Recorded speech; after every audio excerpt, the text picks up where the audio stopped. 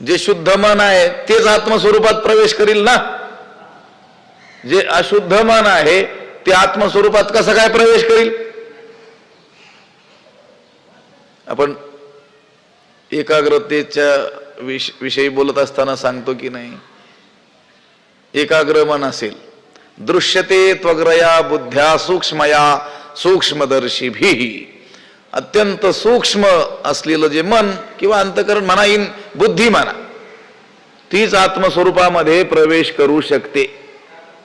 लक्षात आलं का. आत्मस्वरूप अत्यंत सूक्ष्म आहे आणि त्याच्यामध्ये प्रवेश करणारी बुद्धी कशी असली पाहिजे, सूक्ष्म, अतिसूक्ष्म, आणि कशी असली पाहिजे, एकाग्र असली पाहिजे, जिचं अग्र एकच आहे.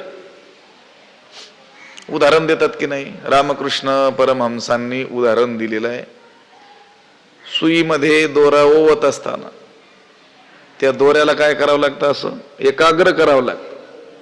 त्या दोऱ्यामध्ये असलेले सूक्ष्म जे धागे आहेत ते तसंच घेतलं ना आपण सुईमध्ये घालायला गेलो तर त्याच्यात ओवणार नाही. त्याला मग काय करतो आपण, असं असं पिळं करतो की नाही, आणि मग त्या सुईमध्ये त्या दोऱ्याचा काय होतो, प्रवेश होतो. अगदी तसंच ही आपली जी पसरलेली काय आहे, बुद्धी आहे, इकडं तिकडं गेलेली, तिला काय करावं लागतं, एकाग्र करावं लागतं. आणि मग ती एकाग्र झालेली बुद्धी त्या आत्मस्वरूपात काय होईल, प्रवेश करील.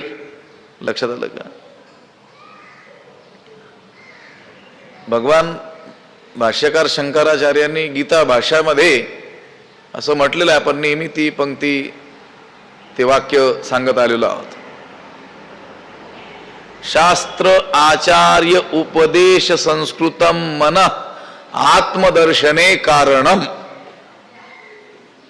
आत्मदर्शनामध्ये हेतू कारण असलेलं मन, पण कोणतं मन, शास्त्र उपदेश आणि आचार्य म्हणजे गुरुच्या उपदेशानं संस्कृत म्हणजे शुद्ध झालेलं मन.